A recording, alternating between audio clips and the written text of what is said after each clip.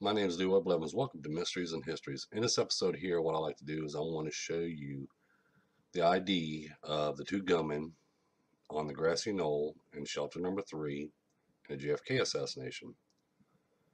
How I found these gunmen is, like I said, I found the shots being fired and the Nix film and Bronson film and stuff, and then, finding them in the Mormon photo and stuff. Well, what happened was, to identify these guys, I could never had, there wasn't a possible way to identify them until now, is when I was colorizing the images. So what I'm going to do is I'm going to pull up this image here first. And now, when I was colorizing this image here of the gun, the tramps, something I noticed about this image that, other people, like I said, overlook.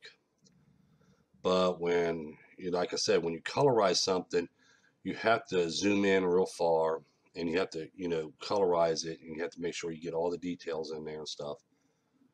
This is how I found it. Now what I'm going to do is I'm going to zoom in, as you see here.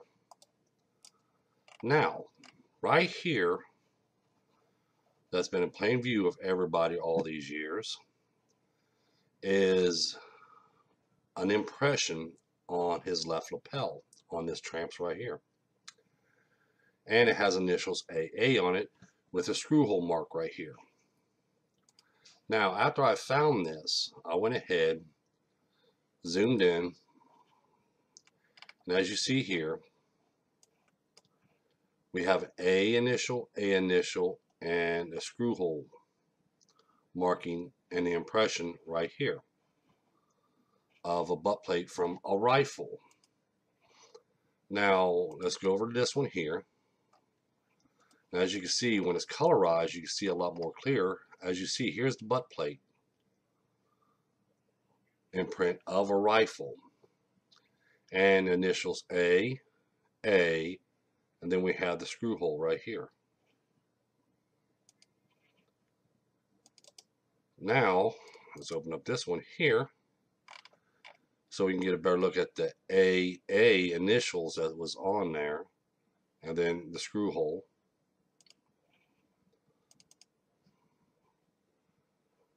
Now, what I don't understand is how this information is lost when you see this in plain view, when you look at the images and the films and stuff. So after, as you see here, I'll zoom in. As you see, here's the outline of that butt plate from the rifle, AA initials, and then that screw hole. Now, after I found this, now remember now, as I pointed out that in the Darnell film and the Nix film, the gunman that was on the side of the shelter was firing from his left side and aiming from his left side, which I'll pull this up right here. As you see here, he's aiming from the right side. From the left side, excuse me. Same as goes with the Nix film, which I'll bring this up right here. This is the best way to do it right here. As you see, when you put down the center of the forehead, you'll see that the rifle fires on the left side. The same thing as here. You'll see him aiming from his left side. So he's firing his rifle from his left side and firing from his left side. And now this tramp here has an imprint of a butt plate from the bottom of the rifle with initials AA on it on his left lapel. Now, when I seen that butt plate imprint on his left lapel, I went ahead, took his image, and did some comparisons. Now, as you see here, you see how his hair is receding on the sides right here, and then hair mixture here. Same as we see in the Mormon photo, same as we see up in the Nix film and in the Darnell film. As you see, the hairline receding back on both sides with the hair coming in front. Same thing here, hairline receding, and it comes back around. Not only was the gunman, like these images here show, gunman firing from his left side, aiming from his left side, and this tramp here has a butt plate imprint on his left lapel. Not only that is evidence to show that this is the gunman, but also his profile fits it. Now, after I found, looking at his profile, as you see here, looking at his profile, I went ahead and looked at the second tramp, which was a tall tramp. And as we noticed that even this tramp here matches the gunman on the inside of the shelter, because we can see that his hairline is right up through here. Is the same way. He's got his hair parted on the right, hair's parted on the right. I should say left, excuse me. Hair's parted on the left, hair's parted on the left. How the hair comes down this way, same as it does here. See how he has a dark circles and rings around his eyes, and they're back further, same as here. Just like his nose is right here. Then we have that crease right here. And we have that crease right here. This is the gunman was inside the shelter. So the two tramps, the three tramps they picked up, but the two tramps, this one here and this one here, were the gunmen inside shelter number 3. Now, this gunman here, the tall tramp, this is the gunman that took the fatal headshot to JFK. This gunman here was the gunman that took the shot to Governor Connally. Because we can see there's a butt plate imprint with initials AA on it and the circle where the screw hole was on the bottom of the rifle, on his left lapel, and in the Nix film and the Darnell film, we can actually see the gunman firing from his left and aiming his rifle from his left. He also fits the same profile as like I showed you right here. You see hairline and stuff coming around here and here. His profile's fitting this perfectly as this gunman inside the shelter. So see, there is 3 images that shows side view, front view of this gunman, which matches this gunman, which matches this first tramp. Then we have him aiming and firing his rifle from his left, and a butt plate of a rifle on his left lapel. These are your gunmen that was inside of shelter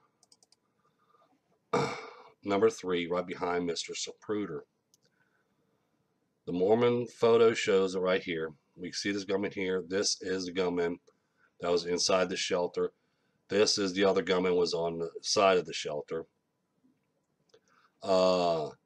This is the gunman. The tall tramp was actually the gunman that took the fatal headshot to JFK. The shorter tramp, which is this tramp right here, he was the gunman on the side of the shelter and took the shot to Governor Connally as he was turning to his left. Now, not this image here. Let's pull this up one more time.